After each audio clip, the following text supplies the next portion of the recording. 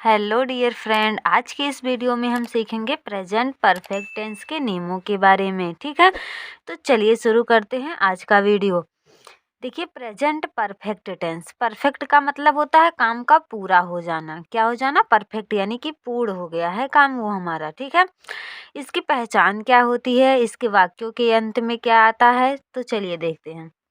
जिन हिंदी वाक्यों के अंत में चुका है, चुकी है, चुके हैं, आ है, ई है, ए है, या फिर दिया है, लिया है, दी है, ली है, कुछ भी ऐसा मतलब आए जिससे ये लगे कि काम हमारा पूरा हो चुका है। ठीक है, वाक्य को पढ़कर अगर ये लगे कि हमारा काम पूरा हो चुका है तो वो कौन सा टेंस है? प्रेजेंट परफेक्ट टेंस है। ठीक है, तो चलिए देखते हैं इसकी क्या होती है। सहायक क्रिया हेल्पिंग वर्ब हैज और हैव। क्या होती है? हैज और हैव इसकी हेल्पिंग वर्ब होती है। अब जो है सिंगुलर नंबर के साथ क्या लगता है? हैज लगता है, और प्लूरल नंबर के साथ हैव लगता है। ठीक है, और इसका जो है अफर्मेटिव सेंटेंस बनाने का जो फार्मूला होता है, सबसे पहले सब्जेक्ट, फिर हेल्पिंग वर्ब, फिर मेन वर्ब का थर्ड फॉर्म ऑब्जेक्ट, फिर इसके बाद अदर कोई वर्ड है तो उसको हम लिखते हैं। ठीक है, लगभग सबका सेम ही होता, सब्जेक्ट पहले ही लिखा जाता, फिर हेल्पिंग वर्ब। बस हमको ये ध्यान देना है कि सब टेंस की जो अलग अलग हेल्पिंग वर्ब और पहचान हमको दिमाग में लेकर चलना है। ठीक है, और अगर परफेक्ट टेंस है, चाहे वो प्रेजेंट परफेक्ट हो, चाहे पास्ट परफेक्ट हो, चाहे फ्यूचर परफेक्ट हो, परफेक्ट टेंस में हमेशा ये याद रखना कि वर्ब का थर्ड फॉर्म ही लगता है। अब थर्ड फॉर्म हमको याद करनी पड़ेगी। हर वर्ब की जो है थर्ड फॉर्म होती है।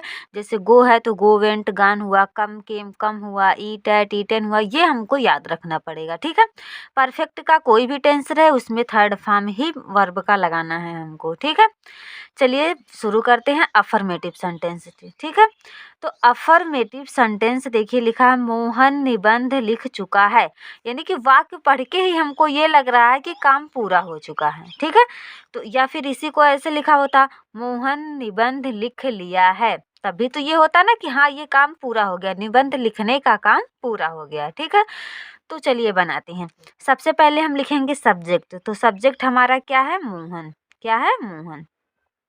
सब्जेक्ट ऑब्जेक्ट वर्ब पहचानना हम इसके पिछले वाले वीडियो में बताए हैं। ठीक है, मोहन हो गया सब्जेक्ट। अब इसके बाद सब्जेक्ट के बाद लगाना है हेल्पिंग वर्ब। तो मोहन कौन सा है? एक वचन है, सिंगुलर नंबर है। देखिए किसी का नाम है तो सिंगुलर नंबर, और इसके साथ क्या लगेगा? हैज लगेगा। ठीक है, तो मोहन के साथ क्या लगेगा? Has, Mohan has. ठीक है, अब बात आती है वर्ब के तीसरे फॉर्म की। तो वर्ब का तीसरा फॉर्म क्या हो जाएगा? वर्ब क्या है पहले ये ढूंढिए। वर्ब है लिखना। क्या वर्ब है? लिखना। और लिखना किसके मीन्स होता है? Right means. किसके मीन्स होता है? राइट मीन्स लिखना। लेकिन ये तो फर्स्ट फॉर्म हो गया। ठीक है, इसका सेकंड फॉर्म होता है रोट। राइट, रोट, ये कौन सा फॉर्म होता है? सेकंड। और थर्ड फॉर्म होता है रिटन। क्या होता है? रिटन। ऐसे ही दोस्तों हर वर्ब की तीनों फॉर्म होती है, तो परफेक्ट टेंस में हमको ये तीसरा फॉर्म ही लगाना है इसमें। ठीक है, तो लिखना हो गया राइट मीन्स, राइट का तीसरा फॉर्म क्या हो गया? रिटन। अब हमको यहाँ क्या लगाना है? रिटन लगाना है। ठीक है, मोहन हैज रिटन। ठीक है, अब ऑब्जेक्ट क्या है? क्या लिख रहा है वो? निबंध। तो निबंध की इंग्लिश होती है एस्से। क्या होती है? एस्से। समझ में आया? मोहन हैज रिटन एस्से, मोहन निबंध लिख चुका है। ठीक है, ये कंप्लीट हो गया। अब आइए निगेटिव सेंटेंस पे।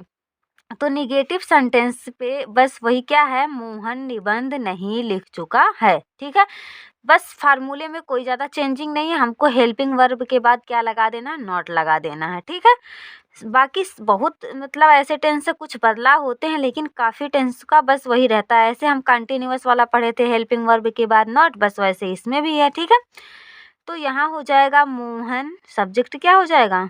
मोहन, और हेल्पिंग वर्ब क्या हो गया? हैज हो गया। अब नॉट लगाना, क्यों? क्योंकि निगेटिव सेंटेंस है। तो Mohan has not return, verb की थर्ड फॉर्म इसमें भी लगानी है, रीटन एस्से। ठीक है, मोहन हैज नॉट रीटन एस्से। ठीक है, मोहन निबंध नहीं लिख चुका है। अब आ जाइए इंट्रोगेटिव सेंटेंस पे। ठीक है, तो इंट्रोगेटिव सेंटेंस क्या होता है? इंट्रोगेटिव सेंटेंस में सबसे पहले हेल्पिंग वर्ब लगता है। क्या लगता है? Helping verb. हेल्पिंग वर्ब के बाद सब्जेक्ट, उसके बाद वर्ब का थर्ड फॉर्म, फिर ऑब्जेक्ट। सेम चीज़ें वही, बस हेल्पिंग वर्ब आगे आ जाएगा। ठीक है, तो क्या मोहन निबंध लिख चुका है? तो सबसे पहले क्या लगेगा? हैज़ लगेगा, हेल्पिंग वर्ब आगे आ जाएगी। उसके बाद लगेगा सब्जेक्ट, हैज़ मोहन।